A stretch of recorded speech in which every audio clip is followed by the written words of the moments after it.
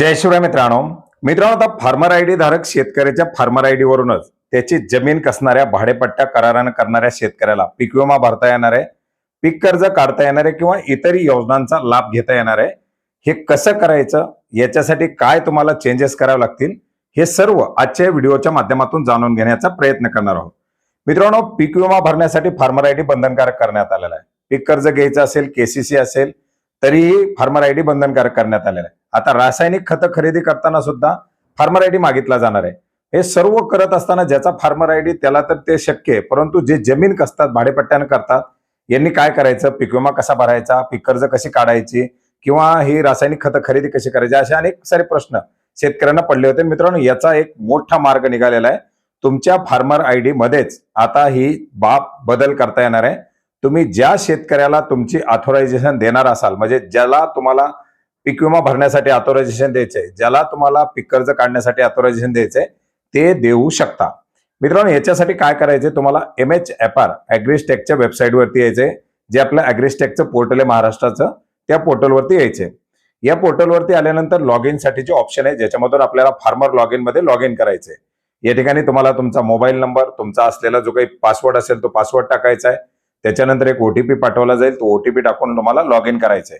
Log in कसं करायचं, तुमचा पासवर्ड रिसेट कसा करायचा, याच्याबद्दल आपण पूर्वी व्हिडिओ बनवलेले, त्याचे पाहिले नसतील तर डिस्क्रिप्शन बॉक्समध्ये आहेत, वरती सजेशन मध्ये सुद्धा त्याची लिंक देण्यात आलेली आहे। आता या ठिकाणी आल्यानंतर तुम्ही पाहू शकता, पहिल्या तुम्हाला जे ऑप्शन दिसत होते त्याच्यामध्ये एक ऑप्शन आलेली ऑथोरायझेशनची, आणि याच ऑथोरायझेशनच्या ऑप्शनच्या अंतर्गत तुम्हाला ही बाब बदल करायची आहे। याच्यासाठी आपल्याला फार्मर ऑथोरायझेशन वरती क्लिक करायचे। आता याच्यामध्ये आपण ऍड केलेले नाहीत, आपल्याला ब्लँक दाखवतोय। वरती एक ऑप्शन आहे ऍड रिप्रेझेंटेटिव्ह, त्याच्यावरती क्लिक करायचे। याच्यावरती क्लिक केल्यानंतर आपल्यासमोर दुसरं एक पेज खुलणार आहे, ज्याच्यामध्ये फार्मर आयडी धारक शेतकऱ्याला आपल्याला रिप्रेझेंटेटिव्ह म्हणून नेमायचे, ऑथोरायझेशन द्यायचे की त्या शेतकऱ्याचा फक्त आधार नंबर आहे। आता आधार नंबर असेल तर आधार नंबर, त्याच्याकडे फार्मर आयडी असेल तर फार्मर आयडी नंबरला आपण क्लिक करू शकता। फार्मर आयडी नंबर असेल तर फार्मर आयडी नंबर टाकायचा आणि पुढे आपल्याला गिव्ह ऑथोरायझेशन वरती क्लिक करायचे, आणि आधार नंबर असेल तर आधारला क्लिक करून आपल्याला या ठिकाणी त्या शेतकऱ्याचा आधार नंबर द्यायचा आहे। आधार नंबर देऊन पुढे नेक्स्ट वरती क्लिक केल्यानंतर आपल्याला एक OTP मागितला जाईल। आधारशी लिंक असलेल्या, फार्मर आयडीशी लिंक असलेल्या मोबाईल नंबरवरती एक OTP पाठवला जाईल। आलेला OTP या बॉक्समध्ये टाकायचा आणि व्हेरीफाय वरती क्लिक करायचंय। व्हेरीफाय वरती क्लिक केल्यानंतर आपल्यासमोर पुढची एक विंडो खुलणार आहे, ज्या विंडोमध्ये ज्या शेतकऱ्याचा आपण आधार नंबर टाकलेला आहे त्या शेतकऱ्याची संपूर्ण माहिती दाखवली जाणार आहे। याच्यामध्ये सर्वात प्रथम त्या शेतकऱ्याचा आपल्याला मोबाईल नंबर एंटर करावा लागणार आहे, त्याला व्हेरीफाय करावं लागणार आहे, आणि त्याच्यानंतर आपण पुढे जाऊ शकतो। आता याच्यामध्ये आपण कशासाठी ऑथोरायझेशन देतोय, PMFBY, KCC, MSP, फर्टिलायझर, ज्याच्यासाठी आपण हे ऑथोरायझेशन देणार असाल ते आपल्याला याच्यामध्ये सिलेक्ट करायचे। आता आपण जर समजा KCC साठी असेल तर KCC सिलेक्ट करू शकता, जर हमीभावानं खरेदीसाठी द्यायचं असेल तर हमीभावानं खरेदी सिलेक्ट करू शकता, पीक कर्जाचं असेल तर पीक कर्जासाठी। आता याच्यामध्ये कुठल्या जमिनीवरून द्यायचे, त्या फक्त पर्टिक्युलर शेतकऱ्याला द्यायचे की आपल्याला आणि त्या शेतकऱ्याला दोघाला मिळून ऑथोरायझेशन ठेवायचे, अशी या ठिकाणी खाली ऑप्शन दिलेली, ऑथोरायझेशन ऑफ रिप्रेझेंटेटिव्ह आणि सेल्फ अँड ऑथोराइज रिप्रेझेंटेटिव्ह।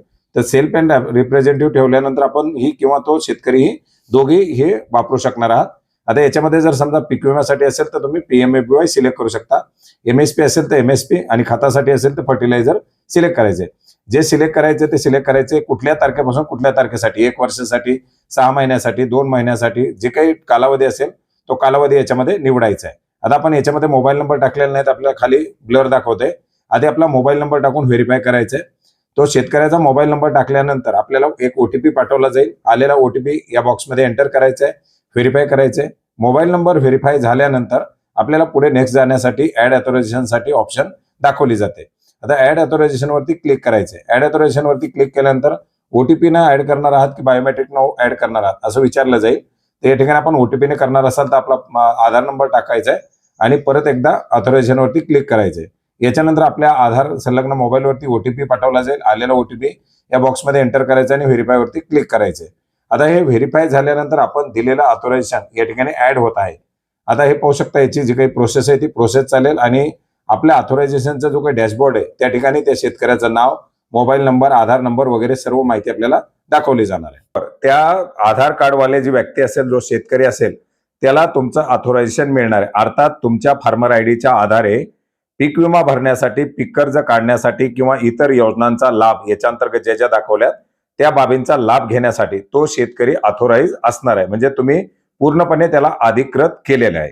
तर अशा प्रकारे आता एक मोठा दिलासादायक असा बदल करण्यात आलेला आहे, ज्याच्यामुळे जर शेतकरी एखादा जमीन कसत असेल, भाडेपट्टा करारानं करत असेल, तर त्याला सुद्धा या फार्मर आयडीच्या ऑथोरायझेशनच्या माध्यमातून पीक विमा भरता येणार आहे, पीक कर्ज काढता येणार आहे किंवा इतरही बाबीचा लाभ घेता येणार आहे. तर मित्रांनो, अतिशय महत्वाचा असा बदल आणि याच्याबद्दलची ही एक महत्वाची अशी माहिती होती.